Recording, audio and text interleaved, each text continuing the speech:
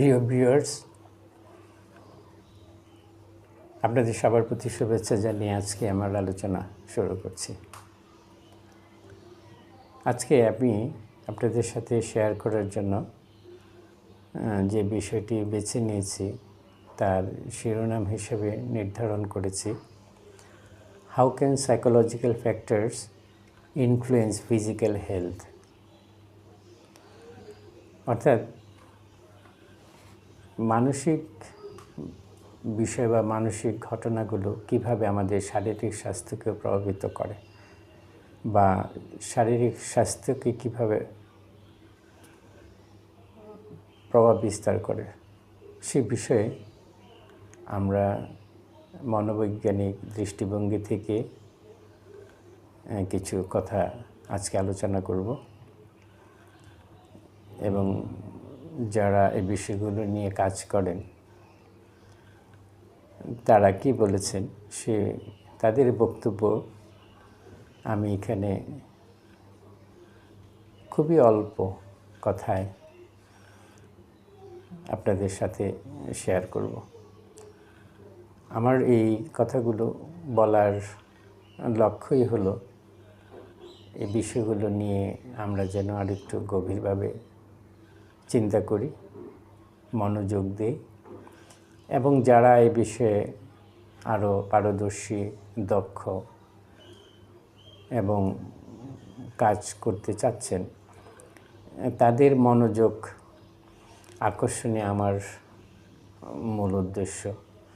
তারা যেন এই বিষয়গুলো আরেকটু বেশি করে মনোযোগ দেন এবং এই বিষয়গুলো সম্পর্কে আমাদের গণমানুষের মধ্যে একটা সচেতনতা বোধ জাগিয়ে তোলার লক্ষ্যে তারা নিজেদেরকে নিয়োজিত করবেন এবং বিষয়গুলো সম্পর্কে আরও বিস্তৃত পরিসরে বিভিন্ন মহলে, বিশেষ করে প্রাতিষ্ঠানিক, অপ্রাতিষ্ঠানিক, সাংগঠনিক এবং রাষ্ট্রীয় পর্যায়ে এই বিষয়গুলো নিয়ে ভাবার প্রয়োজন বোধ আমার দিক থেকে আমি করি বিদায় আমি কথাগুলো তুলে ধরার চেষ্টা করি এবং আপনাদের মনোযোগ আকর্ষণ করার জন্য আমার দিক থেকে আমি যতটুকু পারি চেষ্টা করছি। আমার এই পাড়ার যে অক্ষমতা আমি জানি, তারপরেও আমি চেষ্টা করছি আপনারা যারা এই বিষয়গুলো আরও ভালো এবং যথাযথভাবে বিবেচনা করে বিষয়গুলো নিয়ে কাজ করবেন, আমাদের দেশের সংখ্যাগরিষ্ঠ মানুষের মনোযোগ সৃষ্টিতে ভূমিকা রাখবেন, এই প্রত্যাশা, এই আশা এবং এই চাওয়া নিয়েই কিন্তু আমি আমার এই ক্ষুদ্র যোগ্যতা বলেন, অভিজ্ঞতা বলেন, জ্ঞান বলেন, আমার কর্মদক্ষতা বলেন, আমি সবটুকু নিয়ে আমি হাজির হই আপনাদেরকে এই বিষয়গুলো সম্পর্কে একটু মনোযোগী করে তোলার জন্য। তাহলে ভিউয়ার্স, চলেন আমি একটু আপনাদের সাথে শেয়ার করি আমি আজকে আপনাদের সাথে বলার জন্য কতটুকু নির্বাচন করেছি। Behavioral approach are not important not only for traditional problems in psychology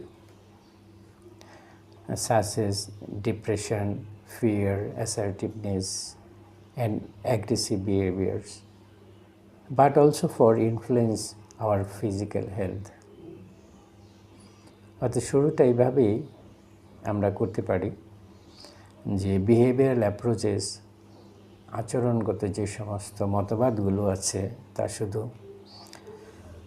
এই মানসিক সমস্যার ক্ষেত্রেই সীমাবদ্ধ নয়, তা যে শারীরিক স্বাস্থ্যকেও প্রভাবিত করে সেই বিষয়টি এখানে উল্লেখ করা হয়েছে।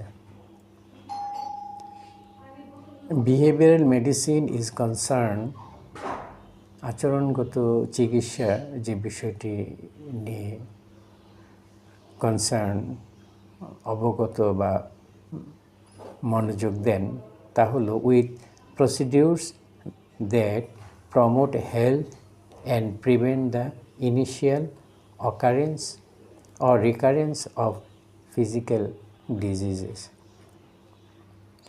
আচরণগত চিকিৎসা ক্ষেত্রে যে বিষয়টি সবচেয়ে বেশি গুরুত্ব দেওয়া হয় তা হলো শারীরিক স্বাস্থ্যের উন্নতি, শারীরিক রোগ প্রতিরোধ এবং শারীরিক রোগের প্রাথমিক যে কারণ এবং কী কারণে মানুষ বারবার অসুস্থ হয় সেই বিষয়গুলো নিয়ে সবচেয়ে বেশি তারা concern. In short, medicine today is becoming increasingly behavioral in nature. আমরা সংক্ষেপে বলতে পারি যে চিকিৎসা পদ্ধতি, আজকের যে চিকিৎসা পদ্ধতি যা দিনে দিনে বৃদ্ধি পাচ্ছে, আচরণগত দিকটি নিয়ে সবচেয়ে বেশি মনোযোগ দেওয়া হচ্ছে এবং ওষুধের চেয়ে আচরণগতভাবে মানুষ কোন কোন আচরণ করলে মানুষ শারীরিকভাবে আরও ভালো থাকা যায় এবং ঔষধের নির্ভরতা কমানো যায় সেইগুলো বেশি মনোযোগ আকর্ষণ করছে এবং সেই বিষয়গুলি বৃদ্ধি পাচ্ছে এবং সেই বিষয়গুলো নিয়ে এখন সবচেয়ে বেশি কাজ হচ্ছে। And therefore professionals trained in behavioral approaches are now playing an increasingly important role in the field of health and illness. প্রফেশনালরা এখন এই জায়গাটাই সবচেয়ে বেশি মনোযোগ দিচ্ছেন, আচরণগত যে মতবাদগুলো আছে আমাদের স্বাস্থ্য এবং যে রোগ এই বিষয়গুলো ক্ষেত্রে কীভাবে আচরণগত চিকিৎসা পদ্ধতি আরও যথাযথ এবং ব্যাপক ভূমিকা রাখতে পারে সেই বিষয়গুলো নিয়ে বর্তমানে প্রফেশনালরা প্রশিক্ষিত হচ্ছেন এবং তারা চেষ্টা করে যাচ্ছেন। Behavioral medicine is an area of research and practice that integrates behavioral techniques with the science and application of medicine in order to promote health and prevent, diagnose and treat disease. আচরণগত যে চিকিৎসা পদ্ধতি তার ক্ষেত্র এবং এখন এই বিষয়ের উপর অনেক গবেষণা হচ্ছে, প্র্যাকটিস হচ্ছে এবং আচরণগত যে সমস্ত টেকনিক্সগুলো আছে সেগুলো আরও বিজ্ঞানসম্মতভাবে কীভাবে এই চিকিৎসা ক্ষেত্রে প্রয়োগ করা যায় সেই বিষয়গুলোর উপর কাজ হচ্ছে। তার লক্ষ্যই হলো যাতে রোগ প্রতিরোধ, ডায়াগনোস করা বা শনাক্ত এবং চিকিৎসা ক্ষেত্রটা যেন আরও যথাযথভাবে আরও সমৃদ্ধ পর্যায়ে নিয়ে আসা যায় সেই লক্ষ্যে। আনলাইক যদিও the traditional approach in medicine that focus primarily on the diagnosis and treatment of disease. আমরা জানি আমাদের যে গতানুগতিক চিকিৎসা পদ্ধতি মূলত তারা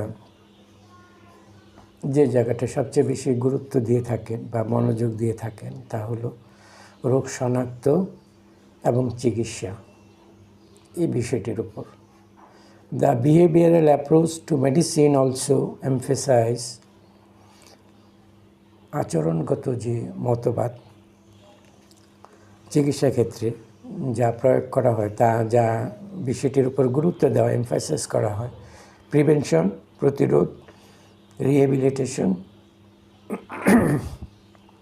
পুনর্বাসন অ্যান্ড হেলথ প্রমোশন, এবং স্বাস্থ্যের উন্নতির জন্য কী করা উচিত সেই বিষয়গুলোর উপর সবচেয়ে বেশি মনোযোগ দেওয়া হয়ে থাকে। এখানে আরেকটি বিষয় আমরা একটু উল্লেখ করতে পারি।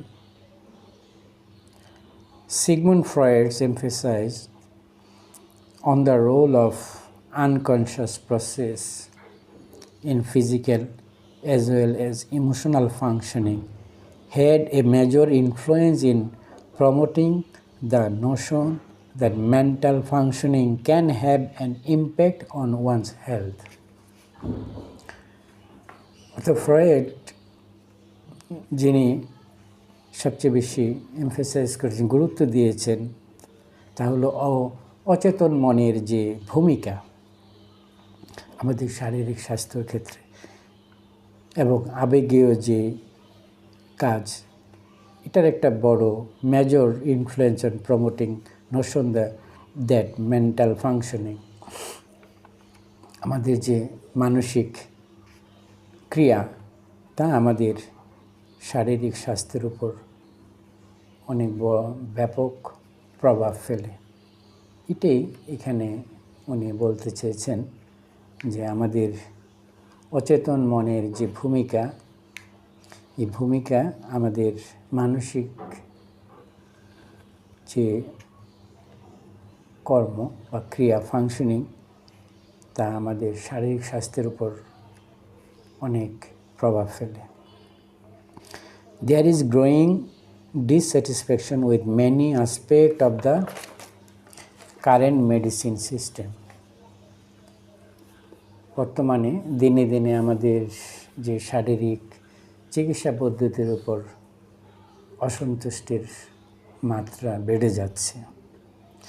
A development which in an indirect way help to promote the rise of alternative model of care, যে কারণে বিকল্প যে সমস্ত কৌশল বা চিকিৎসা পদ্ধতি বা মডেল আছে, সে সমস্ত বিষয়গুলোর প্রতি এখন গুরুত্ব দেওয়া হয় এবং এগুলোকে এগিয়ে নেওয়ার জন্য বিভিন্নভাবে প্রফেশনালরা ভূমিকা রাখছেন। Biological, psychological and social factors all interact to affect health and illness. অর্থাৎ এই যে শারীরিক স্বাস্থ্য এবং অসুস্থতার জন্য যে বিষয়গুলো সবচেয়ে বেশি ভূমিকা রাখে, যে ফ্যাক্টরসগুলো, তা হলো biological, psychological and social factor. সামাজিক উপাদানও কিন্তু এই শারীরিক স্বাস্থ্য এবং শারীরিক অসুস্থতার উপর প্রভাব ফেলে। দ্য বায়োসাইকোসোশ্যাল মডেল সাজেস্ট, বায়োসাইকোসোশ্যাল মডেল যে জায়গাটায় তারা যেভাবে সাজেস্ট করতে চাচ্ছে, তা হলো that the best approach to dealing with this issues involves an interdisciplinary team of professionals, each contributing the knowledge and techniques of his or her specialty. অর্থাৎ বায়োসাইকোসোশ্যাল model